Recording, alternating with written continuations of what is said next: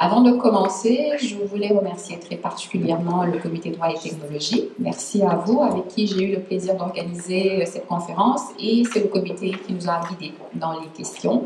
Et les questions ont été revues sous la loupe du professeur Nicolas Vermès, qui va donc être notre facilitateur. Merci beaucoup, Nicolas. Et je voulais aussi remercier Nicolas, qui va animer la séance, ainsi que le professeur Karim Beniclef.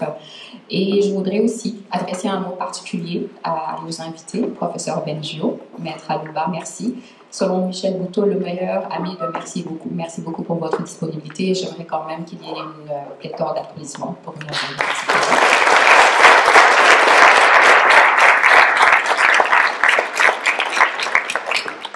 Merci aussi à mon doyen, Jean-François Gaudreau-Desbiens, qui soutient toutes les activités du Centre de développement professionnel, à qui je vais passer la parole. Merci Aminata, c'est un grand plaisir d'être ici pour vous souhaiter la bienvenue à cette activité très importante. Je veux remercier également les collègues de la faculté, Karim Beniclef, Nicolas Vermès, ainsi que nos invités, Adam Alouba, qui me rappelait-il, était un de mes étudiants, effectivement, il y a quelques années de cela. Et le professeur Yoshua Bengio. Vous êtes très chanceux aujourd'hui. Vous êtes très chanceux au moins pour deux raisons. Parce que vous êtes dans le laboratoire de cyberjustice, et si vous ne le savez pas, votre faculté de droit est un des grands centres mondiaux d'exploration des possibles de l'intelligence artificielle en droit. J'ai toujours l'impression que c'est un secret qui est trop bien gardé, parfois un peu à l'échelle de la faculté, mais aussi au sein de la communauté juridique. Alors, vous avez donc évidemment Nicolas, Karim, qui sont des acteurs majeurs de ces développements. Vous êtes doublement chanceux parce que le professeur Bengio, qui est avec vous, est lui aussi un des pivots du développement de l'intelligence artificielle, de l'apprentissage profond. Et ces gens-là font de Montréal une plaque tournante. Et donc, pour des étudiants en droit qui doivent se positionner là-dedans, dans un marché des services juridiques qui change, celui qui existe actuellement ne sera probablement plus le même dans 3 ans. Vous devez vous intégrer à ça, vous devez apprendre à naviguer dans ces eaux troubles, mais je dis troubles, non pas de manière négative. Il y a beaucoup d'occasions dont vous pouvez profiter. Et je pense que les réflexions de nos panélistes pourront vous aider à cheminer dans tout cela. Donc, merci à tous de votre disponibilité. Bienvenue encore et à très bientôt. Moi, évidemment, comme doyen, je rate à peu près toutes les activités intéressantes. Je dois me précipiter vers une autre réunion. Alors, donc, je vous reverrai peut-être au lunch tout à l'heure, mais sinon, profitez bien de cette causerie qui, je n'en doute pas, va être extrêmement stimulante et intéressante. Merci.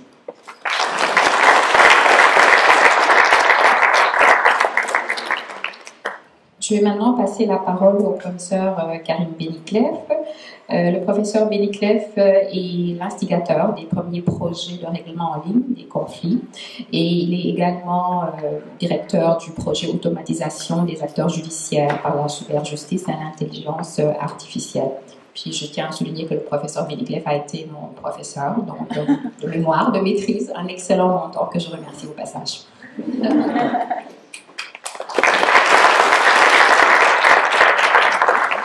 Écoutez, bienvenue au laboratoire de cyberjustice. Je suis très heureux de vous voir si nombreux aujourd'hui. Je remercie d'emblée le professeur Bengio et le maître Alouba d'être avec nous aujourd'hui. Vous allez, je crois, beaucoup apprendre. Et comme disait notre doyen, vous êtes très chanceux. Un mot très rapide, parce que je veux avoir le plus de temps possible avec nos invités. Un mot très rapide sur le laboratoire, parce qu'évidemment, les étudiants de premier cycle, le laboratoire est un peu inconnu. Vous avez le nez sur le guidon, ce qui est un peu normal. Vous ne voyez pas forcément le paysage autour de vous. Le laboratoire est une infrastructure unique, unique au monde, n'ayons pas peur des mots. C'est un laboratoire qui poursuit 2 objectifs. Un objectif techno-juridique, c'est-à-dire que nous développons ici des applications logicielles pour le système de justice. Juste derrière vous, il y a une équipe d'informaticiens notamment qui y travaille. Le greffe électronique, le tribunal virtuel, les plateformes de règlement en ligne des conflits sur la consommation, la copropriété, le logement. C'est d'ailleurs à l'Université de Montréal que la première plateforme de règlement en ligne des conflits a été développée en 1998 dans cette faculté. Nous travaillons aussi sur les questions d'intelligence artificielle avec un agent conversationnel, un chatbot. On commence dans le domaine du logement avec Hannes Westermann, qui est un des piliers de l'équipe sur cette question. Et on travaille d'ailleurs aussi avec des collègues du MILA, du centre de recherche du professeur Benjo, et des collègues américains sur ce sujet. Alors si ça vous intéresse de vous agréger, si je puis dire, à l'équipe, n'hésitez pas à aller voir Hannes, nous sommes toujours à la recherche de volontaires. Un objectif socio-juridique aussi, le laboratoire de cyberjustice a obtenu une subvention très importante du Conseil de recherche en sciences humaines du Canada cette année pour un projet de 6 ans, 2018-2024, sur l'intelligence artificielle et le droit, qui réunit 45 chercheurs en droit, bien entendu, mais aussi en sociologie, en sciences de l'information, en informatique, bien entendu, en philosophie, et 42 partenaires du secteur privé, public, etc., qui vont réfléchir tous ensemble, à travers 3 groupes de travail et 16 chantiers, sur toutes les incidences de l'intelligence artificielle sur le monde de la justice et du droit, justice judiciaire, mais aussi justice administrative, afin d'élaborer évidemment des meilleures pratiques et un cadre de gouvernance et aussi un cadre de régulation. On pense notamment aux administrations publiques qui utilisent de plus en plus des outils de cette nature. On travaille notamment avec le Conseil du Trésor fédéral sur le sujet. Alors écoutez, suivez nos activités sur nos sites web, le site du laboratoire, le site du projet AJC. Vous êtes toujours bienvenus. Si ça vous intéresse, on est toujours à la recherche de bonnes étudiantes et de bons étudiants. Bonne conférence, merci beaucoup.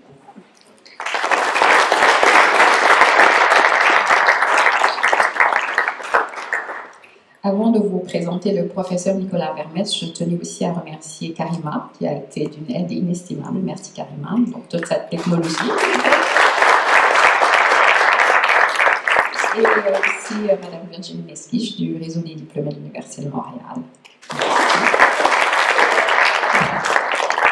Alors, j'ai le plaisir de vous présenter le professeur Nicolas Vermès, qui est un collègue et un ami aussi. Nicolas, donc, est professeur à la Faculté de droit de l'Université de Montréal. Il est chercheur au Centre de recherche en droit public. Et Maître Vermès, donc, possède une certification en sécurité informationnelle. Donc, il est l'auteur de nombreuses publications portant principalement sur les incidences des technologies de l'information sur le droit, dans les ouvrages Actes illicites sur Internet, qui et comment poursuivre, Responsabilité civile et sécurité informationnelle et virus informatique, responsable et responsabilité.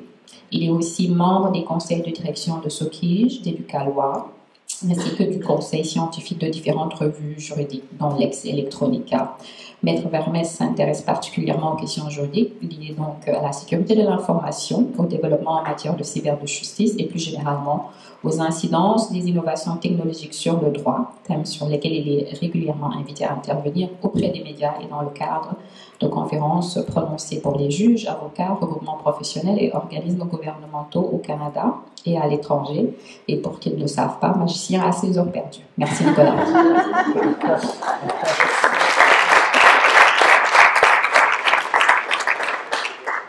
Bonjour à tous et à toutes. Bienvenue au laboratoire de cyberjustice. Bienvenue à cet atelier qui, j'en suis certain, sera très riche. C'est un honneur et un plaisir pour moi de partager la tribune avec nos 2 conférenciers, nos 2 panélistes que je vais vous présenter sommairement. En fait, je pourrais passer la prochaine heure à simplement dire à quel point ils sont qualifiés pour vous parler, mais je pense que vous préférez les entendre plutôt que de m'entendre chanter leur louange. Donc, très rapidement, et je le ferai en ordre alphabétique en débutant donc, avec Maître Alouba.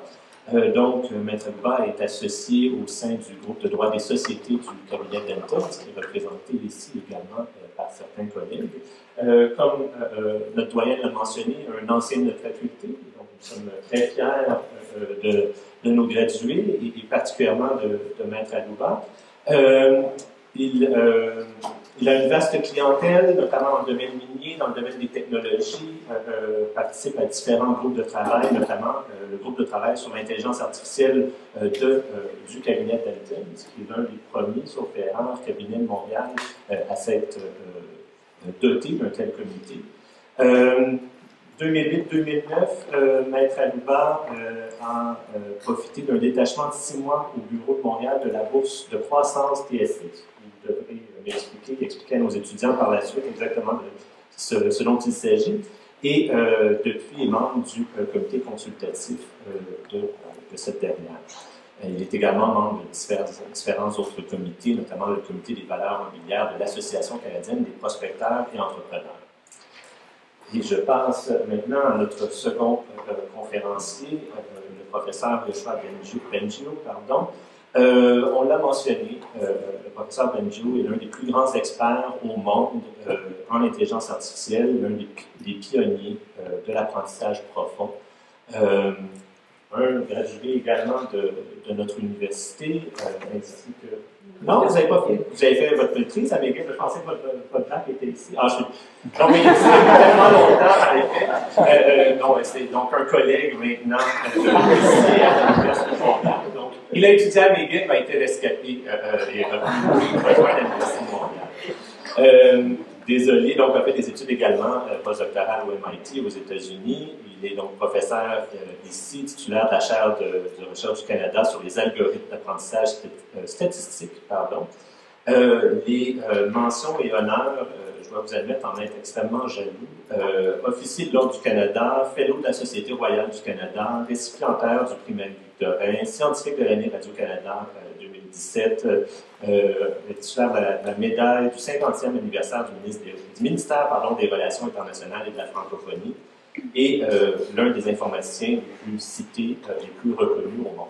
Vous comprendrez, encore une fois, la chance que vous avez d'avoir nos deux conférenciers ici avec nous aujourd'hui. Et donc, encore une fois, comme je vous avais dit, l'objectif n'est pas de m'entendre, mais bien d'écouter ceux-ci. Et donc, j'ai quelques questions. Je vous explique rapidement comment se déroulera cette présentation. Donc, quelques questions pour nos conférenciers pour briser la glace en quelque sorte, puis une discussion entre nous.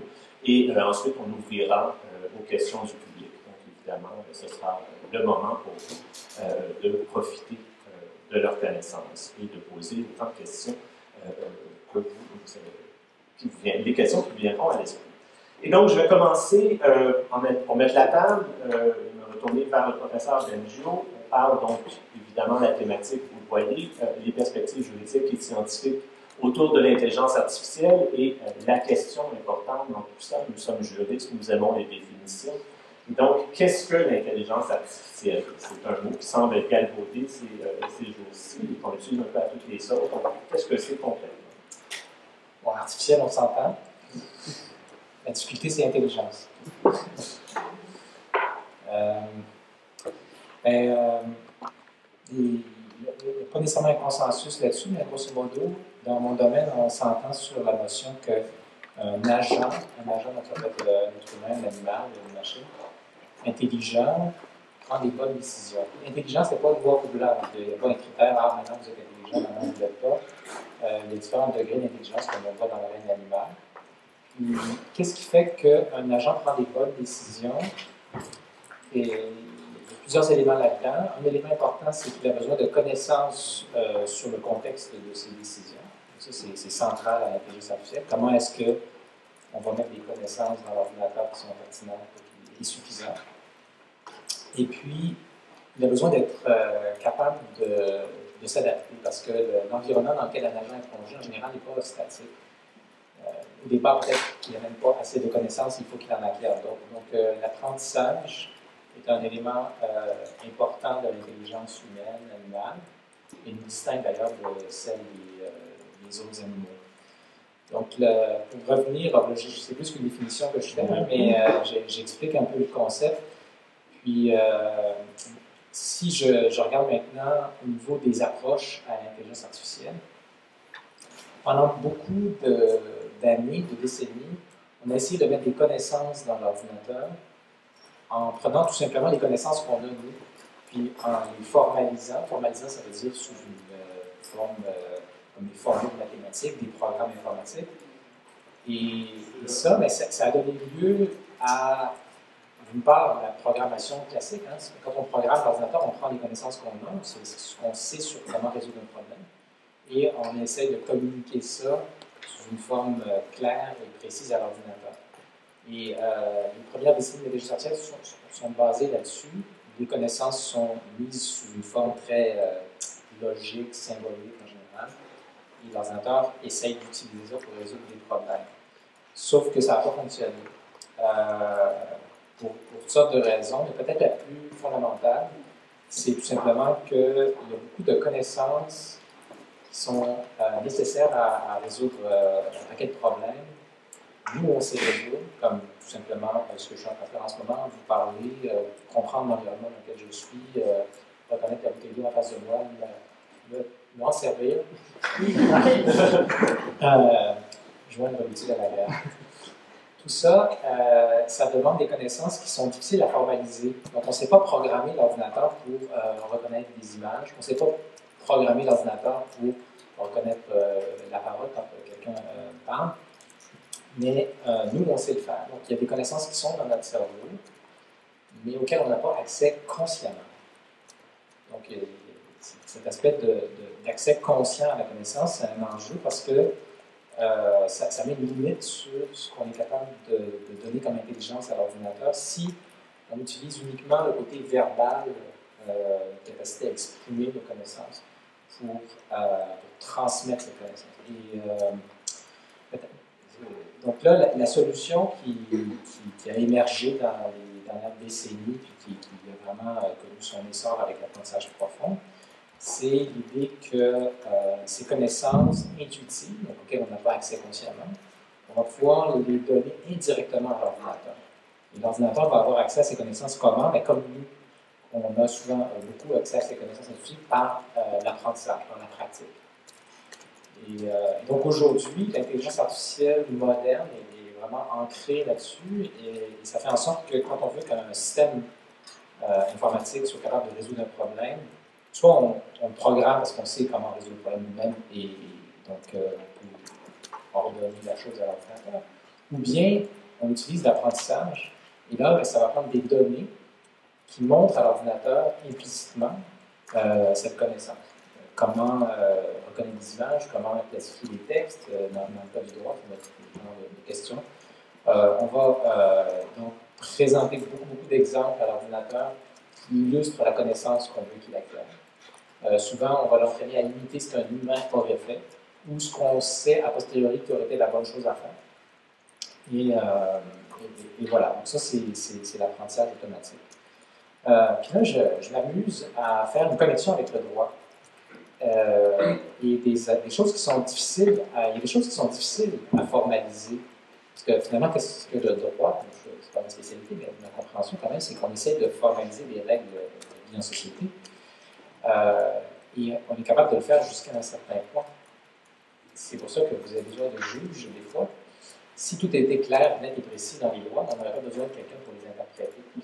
Quand un juge, ou un avocat, ou un jury interprète ces règles-là, en fait, il fait appel à des connaissances qui n'ont pas été formalisées dans les lois, mais qui font partie du sens commun, de notions morales, par exemple, que justement, la morale fait partie des choses qu'on ne sait pas formaliser, qu'on ne sait pas écrire mathématiquement, donc on ne sait pas programmer un ordinateur pour avoir un jugement moral. Ça va venir dans une discussion tantôt. Ok, j'ai assez parlé. Pas du tout. En fait, puisque vous avez abordé le domaine du droit, et je me permets de rebondir dans l'ordre des questions, je m'en excuse, mais puisque vous avez abordé le domaine du droit, vous, au niveau donc, du LILA, au niveau du VALO, donc des centres de recherche d'intelligence artificielle, votre perception du milieu juridique, quelles sont les barrières que le droit semble poser à vos travaux? Est-ce que vous en avez identifié? Est-ce que ça limite vos recherches, vos efforts? Et si oui, bien, comment espérez-vous les contourner? Et sinon, justement, comment est-ce que vous faites passer au-delà de ces barrières? Ça dépend du genre de recherche qu'on fait. Le MILA, c'est un très gros centre de recherche. Il y a 300 personnes en ce moment. L'Université de Montréal et McGill, donc c'est très varié. Mais une grande partie de ce qu'on fait, une grande partie de ce que je fais, c'est de la recherche fondamentale pour laquelle il n'y a pas le droit de nous en mettre pas. On fait des mathématiques, on utilise des données qui sont dans le domaine public pour valider nos algorithmes qu'on explore. Mais quand on regarde les applications donc, qui peuvent intéresser certains étudiants et beaucoup des entreprises, puis des organisations publiques qui appliquent l'intelligence artificielle, donc là, il y a des enjeux, effectivement, qui deviennent beaucoup plus sérieux. Premièrement, il y a toute une série d'enjeux au niveau du droit concernant les données. Là où ça fait le plus mal pour nous aujourd'hui, c'est dans les applications médicales. Il n'y a pas, selon moi, il n'y a pas un droit, ou en tout cas une réglementation qui rassure d'une part suffisamment les organismes comme les hôpitaux, les médecins, etc., sur la protection des données privées. Donc, ça fait en sorte que ces données sont gardées séparément et pour que l'ordinateur puisse apprendre à trouver des bons traitements, par exemple, il a besoin d'avoir accès à une grande quantité de données. Donc, si ces données sont morcelées et qu'on ne peut pas les mettre ensemble pour entraîner des systèmes qui vont détecter des cancers ou quelque chose d'utile comme ça, sur lequel on travaille, ça pose un très, très sérieux obstacle. Et je pense que le potentiel de l'intelligence artificielle aujourd'hui, dans des applications comme ça, il y a des enjeux de vie privée, il est limité. Il va falloir qu'on se donne des règles sociales qui font le bon compromis entre protéger la vie privée, plus que la vie privée, c'est s'assurer, par exemple, que les données ne vont pas être utilisées contre la personne qui a donné accès à ces données. Protéger ça et permettre aux chercheurs, aux entreprises qui vont développer des choses avec ces données de faire leur travail pour le bien commun, parce que si on développe des nouveaux traitements ou des choses comme ça, ben, ça va aider beaucoup de gens. Donc ça, c'est un exemple. Sinon, donc, il y a des enjeux de données. Sinon, je dirais que ce n'est pas tant un obstacle que un enjeu qui concerne l'acceptabilité sociale de la technologie. L'intelligence artificielle, ça crée toutes sortes d'associations, des fois malheureusement avec la science-fiction et tout ça, et parfois avec raison, les gens ont peur de ce qui va arriver avec ces nouvelles technologies. Et donc, il y a des réflexions qui commencent à se faire à plusieurs États sur comment baliser l'utilisation de ces nouvelles technologies, puis en particulier l'intelligence artificielle qui est très puissante, pour que les droits individuels et collectifs ne soient pas bafoués, abusés, etc. Et si on ne fait pas ça, ben, donc le problème, c'est que, évidemment, il peut y avoir des conséquences néfastes pour les individus, pour les groupes, mais aussi même pour les entreprises qui développent ces technologies-là, ça peut être néfaste dans le sens que s'il y a un backlash des populations dans les 10 prochaines années, à un moment donné, ils disent non, l'intelligence artificielle, on n'en veut plus, parce que ça nous fait peur, ben, on va nuire à l'innovation, nuire à un progrès potentiel, comme par exemple en médecine. Donc je pense qu'il y a un besoin important de réfléchir à des enjeux éthiques, moraux et légaux qui sont tous attachés ensemble, éventuellement dans des règlements des lois. Et en plus, ce qui complique les choses, c'est que souvent, il faudrait que ces règles-là, ça soit pas mal homogène internationalement, parce que soit ça concerne des enjeux qui traversent la planète, l'environnement, le militaire, ou simplement parce que les logiciels dont on parle, ce que développent des compagnies comme Google et Facebook, bien, ça touche les gens dans plein de pays, puis ce serait plus simple si on s'accordait un petit peu sur ce qui est acceptable et ce qui n'est pas.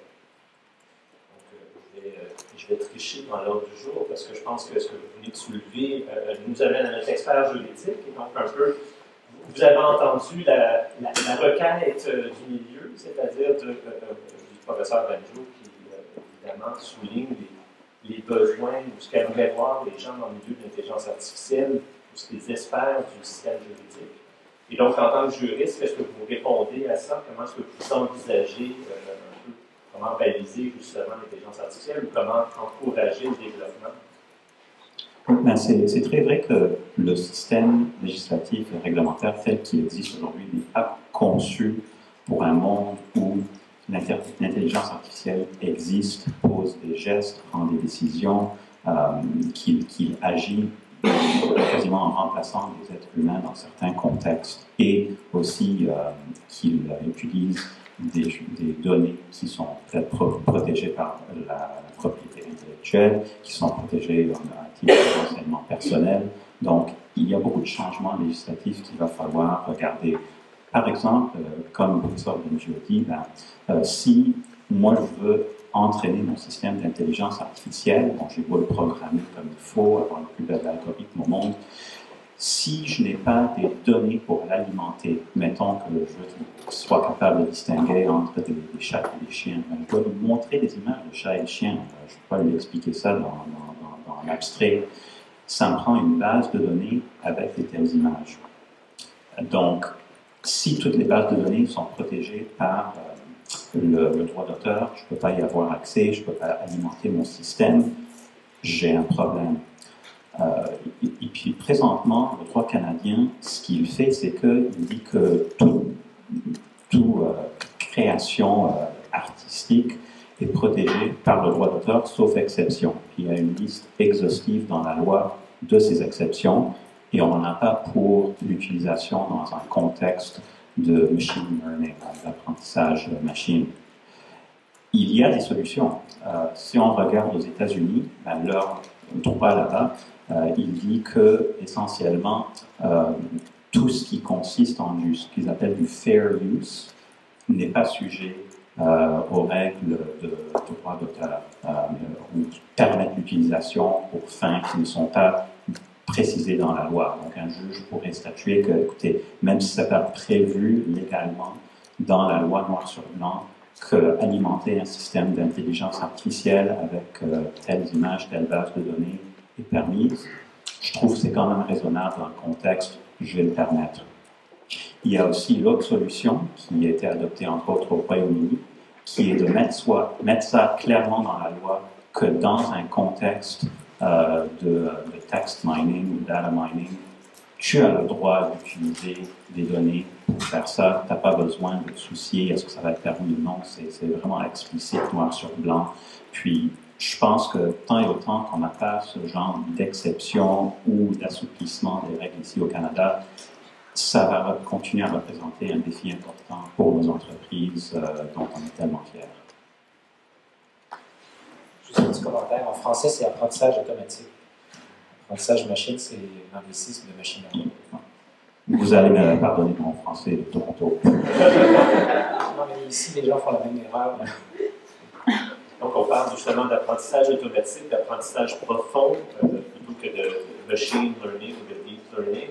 Vous en avez glissé quelques mots dans vos propos introductifs. Pourriez-vous nous donner un peu une meilleure idée de la distinction entre les deux d'une part et en quoi est-ce que l'apprentissage profond est différent des premiers jours de l'intelligence artificielle? On sait que l'intelligence artificielle, vous corrigerez, dans les premières utilisations d'expression remontent aux années 50.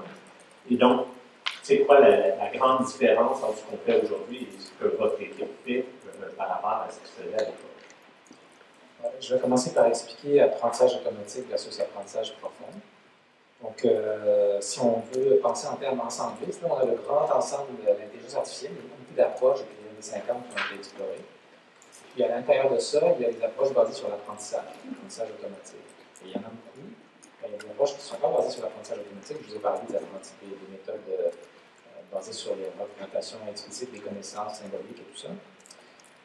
Mais dans les méthodes d'apprentissage automatique, il y a beaucoup d'approches, puis l'une d'elles, dans les années, ça a commencé très tôt, à la fin des années 50, s'inspire de la manière dont les calculs se font, et même l'apprentissage se fait dans le cerveau. Donc ça vient sous différents noms. Dans les années 50-60, on appelait ça cybernétique. Après ça, c'est devenu réseau de neurones. Puis aujourd'hui, on utilise encore ce terme, mais on utilise beaucoup apprentissage profond, à cause de découvertes qui ont été faites il y a un peu plus d'une dizaine d'années dans mon groupe et d'autres groupes, où on a trouvé des moyens d'entraîner des réseaux de neurones profonds, ce qui veut dire simplement qu'ils ont plus de calculs en séquence, de couches de réseaux de neurones qui sont entraînés pour une certaine tâche et ça leur donne une capacité de mieux généraliser les nouveaux cas. Donc ça, c'est la distinction entre apprentissage automatique et apprentissage profond. Il y a des raisons fondamentales pourquoi ces méthodes d'apprentissage profond fonctionnent mieux que ce qu'ils se faisaient avant. Ça prendrait peut-être un peu plus de temps et, pour vraiment aller là-dedans, mais grosso modo, on pourrait dire que ça permet à ces systèmes-là non seulement d'effectuer une tâche, mais d'apprendre des représentations des données. Contrairement aux approches classiques où la manière dont l'information est représentée est fixée par une humain qui programme. Là, c'est l'ordinateur qui apprend lui-même comment représenter l'information. Puis, en plus de ça, avec la notion de profondeur, on voit qu'il est capable d'apprendre des représentations plus abstraites que ce qu'on pouvait faire auparavant. Donc, cette notion d'abstraction, c'est encore quelque chose qui fait partie de la recherche, là, pour laquelle il y a beaucoup à grandir dans les prochaines années. Mais c'est un peu un facteur qui explique que ça fonctionne mieux que les méthodes antérieures. Il y a d'autres facteurs aussi qui n'ont rien à voir avec les algorithmes, qui ont simplement à voir avec un contexte, disons, économique et social. On parlait de la présence des données. Donc, dans les années fin 80, quand j'ai commencé, mi-80, quand j'ai commencé mes études graduées, on n'avait tout simplement pas accès au genre de base de données pour entraîner ces systèmes-là, aussi grosses que ce qui existe aujourd'hui.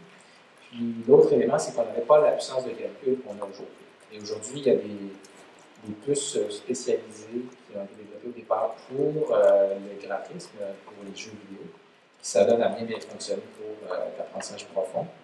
Et les compagnies commencent à développer des puces vraiment spécialisées pour l'apprentissage profond qui permettent une accélération encore plus grande. Donc, il y a la puissance de calcul, les données et les algorithmes qui rentrent en ligne de compte. Donc, évidemment, on voit là plusieurs utilisations potentielles intéressantes. Et en tant que juriste, ça peut à la fois nous sembler intéressant et faire très peur. Parce qu'apprendre des représentations abstraites, finalement, c'est pas mal de ce que l'on fait. C'est une bonne partie de notre travail. Et je pense notamment à des outils d'intelligence artificielle qui prétendent utiliser l'intelligence artificielle comme BlueNotP, qui est une application qui a été développée en Angleterre et qui est maintenant utilisée aux États-Unis. Ou si vous allez sur YouTube et vous regardez la petite vidéo où on interviewe le président de l'entreprise, la première phrase qu'il utilise, c'est « Mon objectif, c'est que le mot avocat soit éliminé du dictionnaire. » Et donc, on entend ça et je me retourne vers Maître Alouba et on se dit ben, c'est quoi le futur de la profession avec des promesses comme celle-là? Bon, vous aurez compris que je ne la prends pas très au sérieux. Mais il reste que l'intelligence artificielle peut certainement aider les avocats dans leur pratique, mais peut également entrer en compétition avec certains des services que l'on a présentement. Donc, je vous demande, vous concevez ça comment, le futur de la profession avec l'intelligence artificielle? Ben, je pense qu'il y a deux risques, il y a deux erreurs potentielles qu'on puisse faire comme juriste. La première erreur, en fait, ça serait l'erreur d'être complaisant, de se dire, ben nous, ce qu'on fait, c'est tellement compliqué, puis intelligent, puis on est si beau, si fin, que c'est impossible qu'une machine puisse nous remplacer à quelque niveau que ce soit. Premièrement, ce n'est pas nécessairement vrai. Il y a des tâches pour lesquelles les machines peuvent être mieux adaptées que nous, comme êtres humains.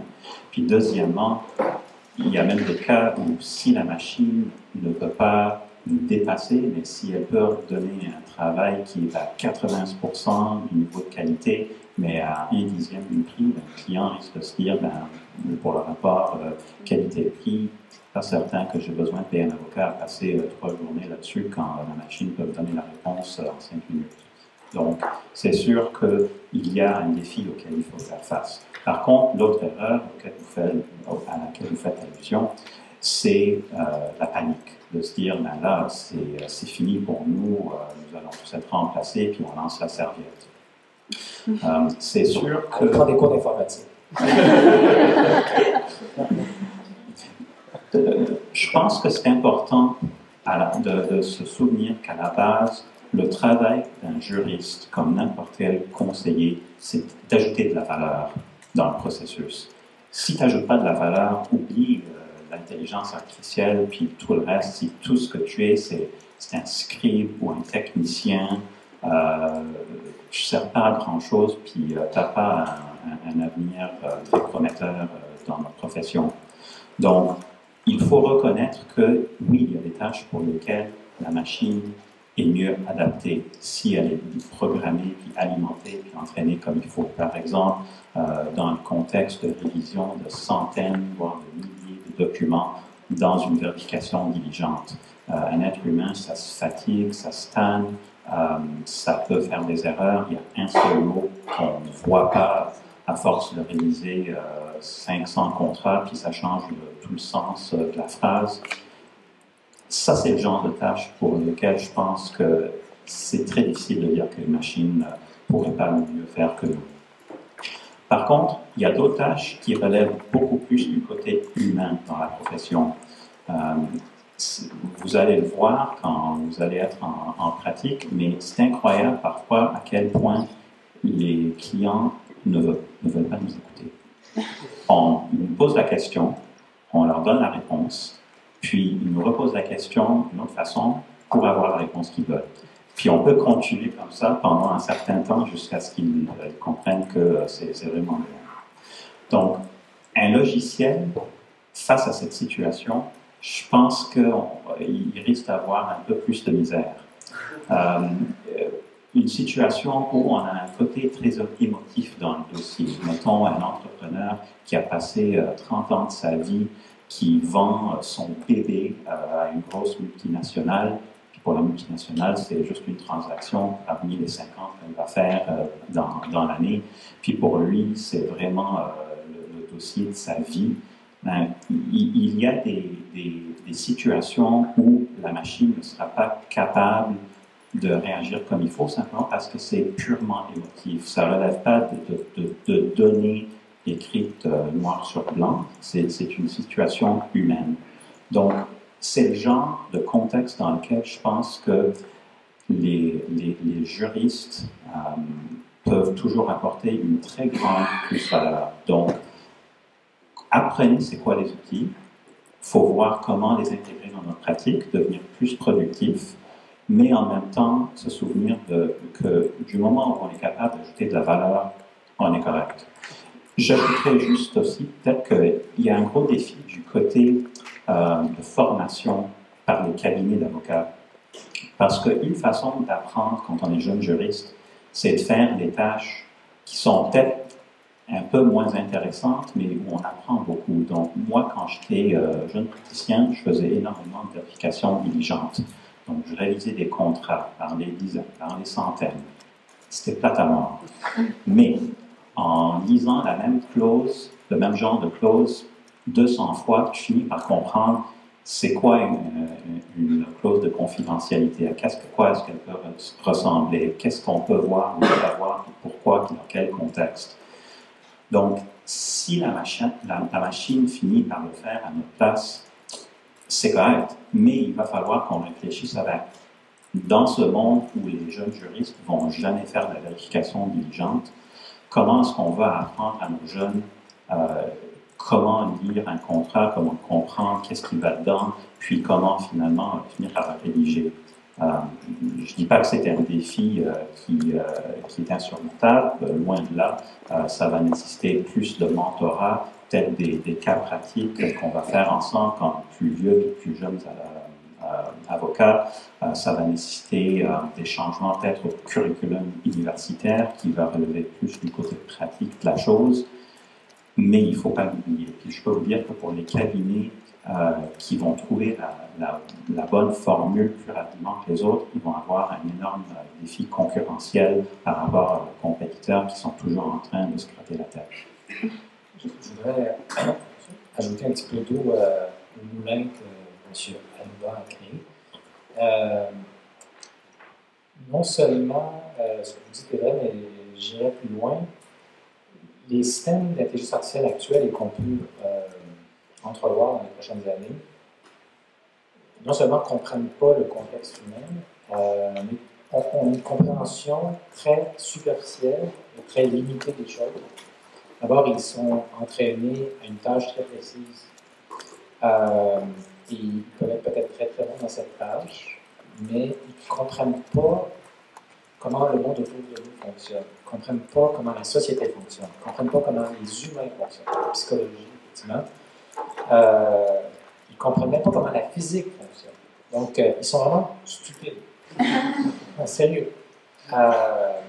Et c'est important de comprendre ça quand on développe des applications, mais aussi quand on les utilise, parce que les gens ont tendance à prêter un petit peu des vertus magiques à ces systèmes-là. Et il faut comprendre, c'est un peu comme des idiots savants, c'est-à-dire qu'ils sont vraiment spécialisés sur une chose. Et même quand on les entraîne sur quelque chose qui semble assez général, comme des textes juridiques ou des textes en général, on se rend compte que quand ça va bien, ça a l'air impressionnant. Mais quand ils font des erreurs, on voit que par ces erreurs-là, ils n'ont pas tout. C'est-à-dire qu'ils n'ont pas compris des choses très simples qu'un enfant de 3 ans comprend. Donc ça c'est peut-être rassurant pour les juristes. À long terme, les choses pourraient être différentes parce que la recherche scientifique va continuer, mais on ne sait pas du tout combien de temps ça va prendre pour atteindre le niveau d'intelligence des humains et la capacité de comprendre le monde aussi large que celle qu'on a. Est-ce que ça va être des décennies, des siècles? On ne sait pas. Mais cela étant dit, là, je suis tout à fait d'accord qu'il y a des outils qui vont changer la pratique et c'est important de les comprendre.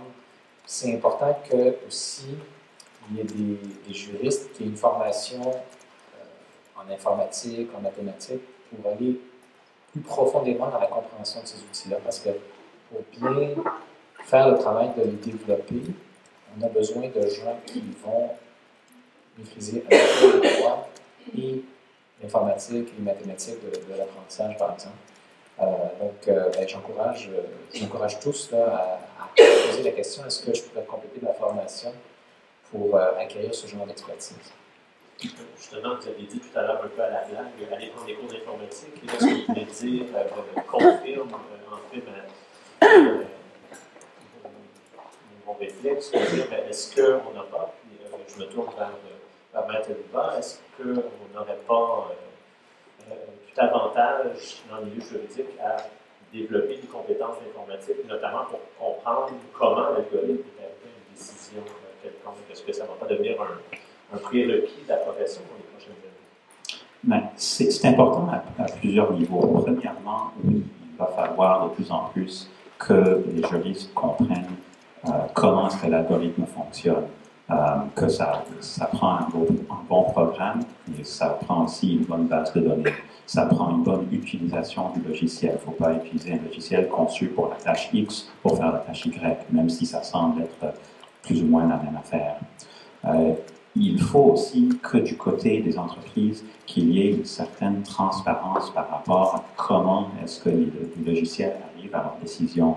Puis c'est sensible parce que c'est quand même des données qui sont propriétaires. Moi, si j'ai une compagnie d'intelligence artificielle, je ne veux pas exposer mon code à la planète Terre en entier puis dire, ben, voici la recette secrète. Une chose que je pense qui va de plus en plus importante dans le domaine de l'intelligence artificielle, c'est ce qu'on appelle les Algorithmic Impact Assessments. Je ne connais pas le terme en français, je m'excuse. mais essentiellement, c'est une analyse de l'impact que l'algorithme puisse avoir sur la vie humaine. Donc, si je prends un cas banal, l'algorithme de Netflix qui va me recommander quel film peut-être qui pourrait m'intéresser, l'impact d'un tel algorithme est minime. Au pire, s'il fait des erreurs, bon, je vais peut-être passer une soirée légèrement moins intéressante que j'aurais pu. Si par contre, on pense à des algorithmes qui font des analyses extrêmement sérieuses, un algorithme qui fait un diagnostic médical, un algorithme, c'est un exemple concret, un logiciel qui s'appelle Compass, qui a été utilisé aux États-Unis, qui était conçu, en fait, ce que ça fait, c'est que ça regarde un individu, puis ça te donne une note pour son risque de récidivisme. Donc, quelqu'un qui est en prison, est-ce qu'il va faire de la récidive ou non? C'était créé pour être utilisé dans un contexte de réhabilitation pour des demandes de libération conditionnelle. Maintenant, on a commencé à l'utiliser pour la détermination de la peine. Donc, premièrement, ça c'est complètement différent, c'est pas du tout la même chose, pas le même contexte. Deuxièmement, il y a un dénommé qui s'appelle Loomis au Wisconsin qui a été assigné un score très élevé, puis on l'a envoyé en prison pour 6 ans, puis il a essayé de challenger ça devant la cour, de dire, ben moi, je suis même pas capable de vous dire, de m'opposer à la conclusion, parce que je sais même pas comment ils sont arrivés à cette conclusion, parce que c'est une boîte noire. Puis c'est allé jusqu'en Cour suprême au Wisconsin qui a dit que, écoutez, vous connaissez le résultat, la compagnie n'a pas besoin de vous donner la recette secrète, donc vous avez l'information que ça vous prend pour vous y opposer. Puis il a essayé d'aller en appel à la Cour suprême des États-Unis, ils ont refusé de l'entendre.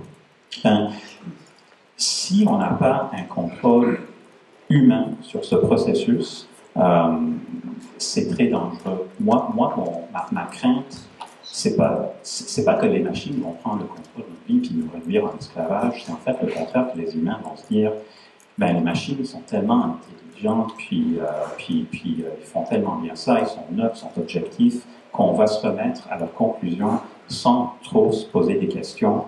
Puis un juriste qui est devenu juge, qui a accès à ce logiciel, il va se dire, ben, écoutez, la machine me dit que cette personne va être un criminel récurrent, ben, donc je dois l'envoyer en prison pour la peine maximale. C'est très dangereux. Puis j'ajouterais une chose, non seulement c'est dangereux, mais je pense que c'est immoral dans cet exemple-là, parce que la machine qui est utilisée pour prendre ces décisions, comme je disais tout à l'heure, n'a pas la compréhension de la société, de la psychologie humaine, de la morale, qui sont nécessaires et pour lesquels il y a des êtres humains dont ce serait pas de les utiliser pour vraiment prendre une décision qui aurait du sens et qui soit acceptable. Et donc, il y a des gros dangers de gens qui vont être pris là-dedans, les erreurs du système, finalement. Et pour moi, c'est tout simplement pas acceptable qu'on mette entre les mains des ordinateurs ce genre de décision, que ce soit, aussitôt que ça touche finalement des aspects essentiels de la vie humaine, de la dignité, je pense qu'on doit se poser la question, est-ce qu'on n'est pas en train de faire une erreur en mettant ces décisions entre les mains d'une machine? Puis peut-être le cas le plus extrême de ça, c'est l'utilisation de systèmes supposément intelligents comme arme de guerre qui va décider de tuer quelqu'un sans qu'il y ait un humain dans la boucle de cette décision. Donc, vous avez peut-être entendu parler des armes létales autonomes, des robots tueurs. Finalement, on peut construire des drones. Les drones, ça existe, vous avez vu. On peut mettre des caméras dessus, puis on peut mettre un système avec un GPU dessus, puis le système peut reconnaître le visage d'un certain nombre de personnes cibles, et puis les traquer, puis ensuite, avec l'arme qui est sur le drone, tuer ces personnes-là. Et ce genre de décisions, que normalement, dans la guerre, sont prises par des humains, on a délégué ça à des machines parce que c'est plus pratique, moins de risque pour la personne qui s'y fait sur place. Je pense que c'est dangereux pour toutes sortes de raisons de sécurité militaire internationale, mais c'est aussi immoral. Juste simplement pour revenir sur l'affaire Loomis, ce qui est aussi fascinant, c'est qu'il y a une étude qui a été faite par ProPublica qui a analysé les décisions qui ont été rendues par Compass. Pardon, en fait, les scores donnés par Compass qui sont suite à une série de 137 questions, si ma mémoire est bonne. Et ce qu'on a constaté, c'est que la couleur de votre peau, notamment, va avoir une incidence sur la peine que vous allez recevoir. Et là, ce qu'on ne sait pas, c'est est-ce que ça, c'est le cas parce que l'algorithme a fait une association, parce que la personne qui a programmé l'algorithme avait un certain était raciste, bref, ou est-ce que c'est parce que la base de données qui a été utilisée contenait trop de données qui étaient biaisées. Bref, on se retrouve avec un scénario où on ne peut même pas expliquer la cause du problème, on peut simplement constater qu'il y a un déséquilibre racial causé par l'utilisation de ce type d'outil. On est rendu dans les choses un peu négatives, revenons du côté positif. Tout à l'heure, le professeur Benjo a mentionné que le droit ne nous empêchait pas lorsqu'on faisait certains travaux au niveau des calculs. Et je me demandais, est-ce que notre système juridique, en fait, on a parlé des problèmes au niveau des bases de données, la propriété intellectuelle, évidemment la vie privée, mais est-ce qu'il n'y a pas certains aspects de notre système juridique au Québec, de notre cadre législatif, qui pourraient en fait être positifs ou utiles pour le milieu de l'intelligence artificielle? Et je pense notamment, évidemment, ce qui fait les manchettes le plus lorsqu'on parle d'intelligence artificielle, c'est les fameuses voitures sans conducteur, les voitures autonomes, voitures intelligentes, avec 25 expressions différentes pour les définir. Mais lorsqu'on regarde les études faites aux États-Unis, on parle de concevoir comment créer un système de responsabilité autour de ces véhicules-là. Ce qu'on présente finalement, c'est un système de responsabilité sans faute similaire au régime de l'assurance automobile du Québec, donc on a ici depuis plusieurs années. Donc, je vous soumets la question, Maître Amoura, est-ce que c'est un exemple, il y en a peut-être d'autres, où finalement notre système juridique est particulièrement intéressant pour le milieu de l'intelligence artificielle? C'est une question très normale de se poser. Puis je pense que la réponse, c'est que ça se peut, mais ça va prendre des adaptations. Actuellement, le régime d'assurance publique au Québec, ce qu'il dit grosso modo, c'est que, entre autres, si je suis conducteur d'un véhicule et je cause des dommages corporels, je tombe sous ce qu'on appelle le no fault. Donc, on ne se pose pas toutes les questions de responsabilité qui viennent normalement quand il y a quelqu'un qui subit un préjudice. Donc, ça a un certain intérêt pour les raisons qu'on vient d'évoquer, parce qu'on n'a pas à se poser des questions très croustillantes dans le cas d'un accident causé par un véhicule autonome. Est-ce que c'est celui qui l'a programmé qui est en erreur? Est-ce que c'est le manufacturier, c'est le concessionnaire qui a fait une faute, qui n'a pas expliqué comment utiliser le produit comme il faut? Est-ce que c'est le propriétaire, parce que le propriétaire n'a pas fait une mise à jour du logiciel? Est-ce que c'est l'opérateur, donc l'équivalent du conducteur, qui a mis le système en marche parce que dans certaines conditions météorologiques, il ne faudrait pas utiliser le véhicule, mais il s'est dit, bon, ça va être correct, je vais le démarrer quand même.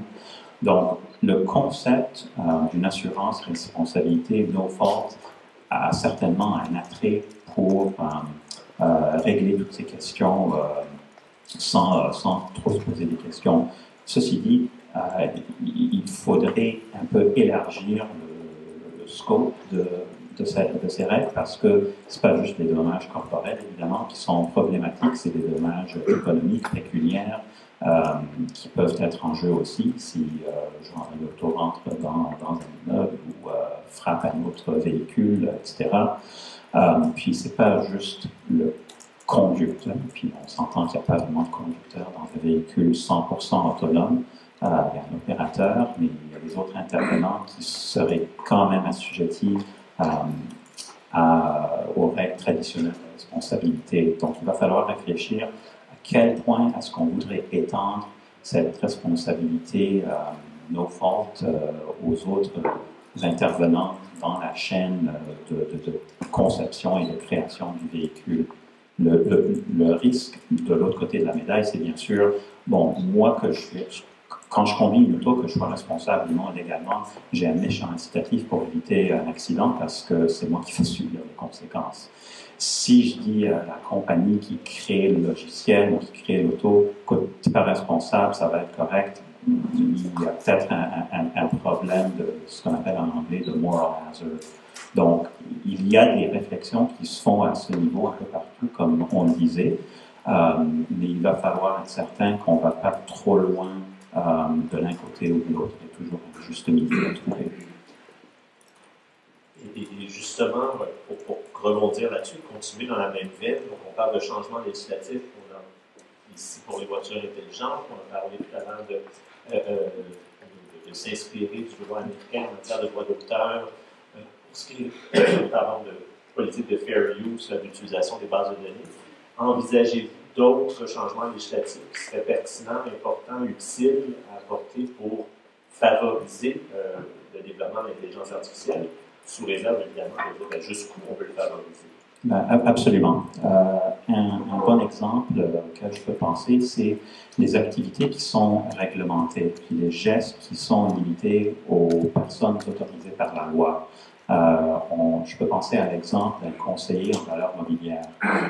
Si moi, je veux conseiller quelqu'un sur son portefeuille de titres, ce n'est pas n'importe qui au coin de la rue qui peut faire ça. Ça prend une autorisation accordée par l'autorité des marchés financiers.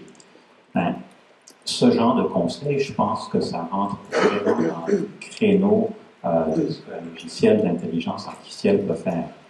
Mais si c'est le logiciel qui pose le geste pour lequel ça prend une autorisation, ben, qu'est-ce qu'on fait? Évidemment, ce n'est pas le logiciel qui va obtenir le permis. Est-ce que c'est le programmeur? Est-ce que c'est le distributeur? C'est pas vraiment clair. Il y a une zone grise juridique. Est-ce qu'on va sortir complètement du cadre d'une autorisation, puis on va simplement dire, ben, si c'est un logiciel qui fait le travail, on va les permettre d'aller avec une mise en garde qu'il n'y a pas eu de contrôle par une autorité réglementaire? Je ne sais pas, mais il va falloir y réfléchir. On peut penser à un autre exemple qui est beaucoup plus proche de nous. Ben, les avocats, on parle de logiciels qui vont faire la révision de contrats, de documents. Ça, c'est une chose. Mais qu'est-ce qui arrive quand c'est le logiciel qui est rendu à donner des conseils juridiques parce qu'il est capable d'analyser la loi, analyser la situation factuelle, puis conclure, ben, voici comment il faut procéder pour se conformer à la loi. C'est pas le programmeur qui va passer le barreau, mais il va falloir quand même composer avec la réalité que actuellement le cadre juridique québécois et ailleurs ne permet pas de formuler des conseils juridiques sans être membre du barreau. Moi, je vais donner un autre exemple qui entre bon et mauvais. Vous avez parlé de discrimination raciale, de genre, etc., qui peuvent être présentes dans ces systèmes, tout simplement parce que les données sur lesquelles ils ont été entraînés reflètent les comportements humains, puis nos comportements reflètent la culture et les biais qui s'y trouvent. Et ça, c'est un enjeu pour beaucoup de gens qui s'inquiètent de la mise en place de ces systèmes-là. Et la bonne nouvelle, c'est qu'il y a des solutions techniques à ce genre de problème. Donc, il y a des algorithmes d'apprentissage qui ont été mis au point pour minimiser les biais qu'il pourrait y avoir dans les données par rapport à des variables, genre race. Par contre, ces algorithmes-là vont avoir un certain coût. Par exemple, mettons, la précision des prédictions va être un petit peu réduite.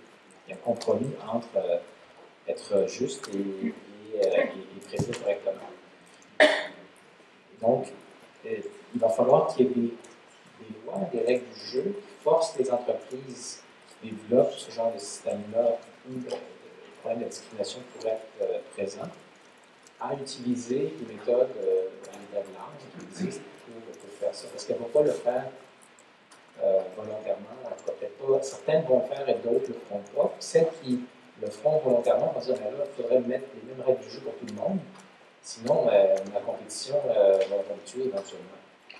Donc c'est important que les gouvernements, pour favoriser l'innovation dans un domaine comme ça, mettent des balises claires qui vont faire que toutes les entreprises, on peut imaginer des choses très spécialisées, mais dans le domaine de l'assurance, sont obligées, s'ils utilisent des méthodes d'apprentissage automatique, d'avoir certains ingrédients dans ces méthodes-là, dont on sait qu'elles vont réduire significativement le problème de la discrimination.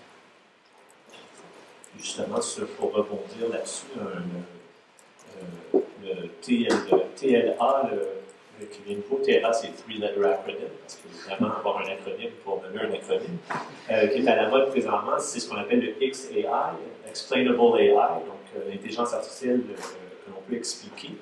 Donc, est-ce que, selon vous, c'est quelque chose qui s'avère nécessaire, ou est-ce que la boîte noire, bref, peut être contournée?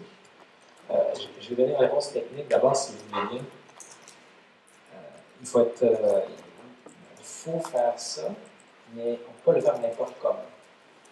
Parce que, je vous ai parlé tout à l'heure du fait que les progrès qu'il y a eu en intelligence artificielle, c'est parce qu'on a réussi à mettre des connaissances intuitives dans l'ordinateur à travers l'apprentissage. Mais par définition, ces connaissances intuitives sont difficiles à verbaliser, pour ne pas dire impossibles.